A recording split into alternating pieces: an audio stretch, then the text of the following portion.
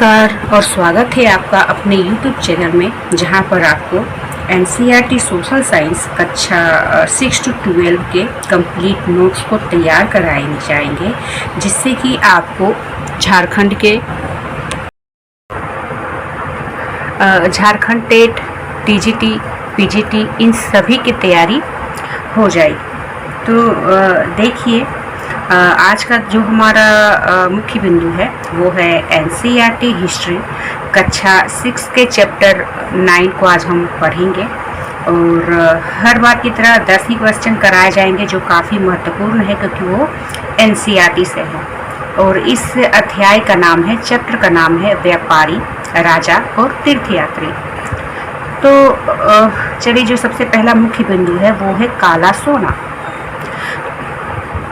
देखिए, एग्जाम में हमेशा ये पूछा जाता है काला सोना किसे कहते हैं, तो वो है काली मिर्च को काला सोना कहा गया है। और किसने कहा है, तो व्यापारियों ने इसे नाम दिया है। और सबसे ज़्यादा खेती साउथ में ही इसकी होती थी। मुवेंदार, तो इसका मतलब होता है, ये तमिल शब्द है और यह तीन इसके मुखिया रहते हैं, वो है चोल, चेर और पांड्य। नेक्स्ट है चोलों का पतन क्या था, तो चोलों का जो बंदरगाह, पतन का मतलब होता है बंदरगाह, तो ये जो पतन था चोलों का वो कावेरी पट्टनम रहता है। पांड्य की राजधानी मदुरै रहती है।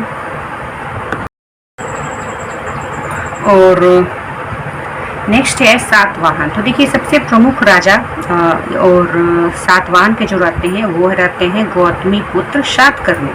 सातकर्णी का नाम काफ़ी विख्यात रहता है सातवाहन में। और ये दक्षिणापथ के स्वामी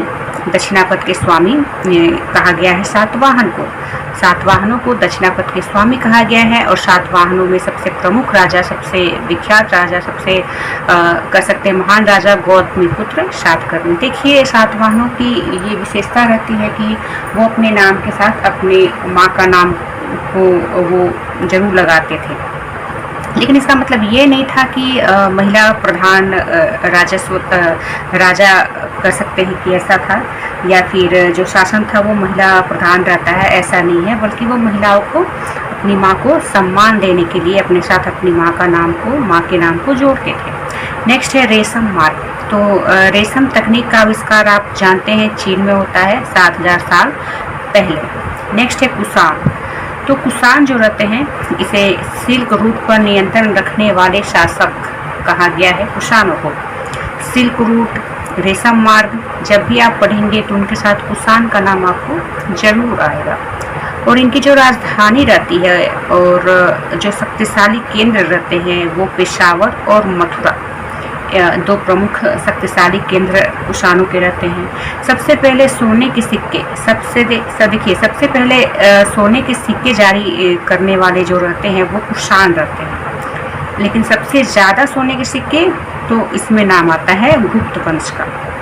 तो सबसे पहले सोने के सिक्के जारी करने वाले, शुद्ध सोने के सिक्के जारी किया था कुषाणों ने। नेक्स्ट है कनिष्क। तो कुषाणों में जो सबसे प्रसिद्ध, सबसे शक्तिशाली, सबसे विख्यात जो शासक रहते हैं वो है कनिष्क। और 1900 साल पहले इन्होंने शासन किया था। और अश्वघोष जो है बुद्ध चरित्र की रचना इन्होंने किया है। और ये कनिष्क के दरबारी कह सकते, दरबार में ये रत्न थे। और महायान का जो विकास रहता है वो भी इसी काल में, कनिष्क के काल में रहता है। अश्वघोष भी कनिष्क के ही समय में रहते हैं। नेक्स्ट है बौद्ध धर्म का विकास। तो देखिए, सबसे पहले तो आप जानते हैं कि हीनयान महायान दो भागों में बौद्ध धर्म का बांटा जाता है। तो इसमें जो महायान का विकास होता है वो कनिष्क के ही काल में होता है। और बौद्ध धर्म का जो विकास होता है वो श्रीलंका, म्यांमार, थाईलैंड तथा इंडोनेशिया, दक्षिण पूर्व एशिया, तो इन सभी स्थानों में बौद्ध धर्म का विकास होता है। नेक्स्ट है हमारा फाहियान। तो देखिए, 1600 साल पहले यह भारत आता है। और यह चीन चीनी यात्री रहता है और यह चीन जाने के लिए देखिए यहाँ पर ये रहता है, घूमता है, काफ़ी सारी जानकारी तो प्राप्त करता है, लेकिन जब वो वापस जाता है तो किस तरह से वह वापस जाता है, तो इसमें लिखा हुआ है कि अपनी यात्रा बंगाल से इसने शुरू की। इसका जो जहाज़ रहता है 2 दिन के बाद ही समुद्री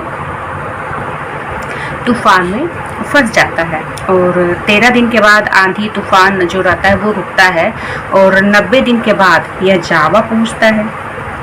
5 महीने यहाँ पर वो रुकता है और फिर दूसरे जहाज़ से चीन वापस चला जाता है। तो इस तरह से काफ़ी सारी जानकारी प्राप्त करके यह अपने देश चीन को काफ़ी सारी कठिनाइयों पार करके यह चीन अपने देश वापस फाहियान जाता है।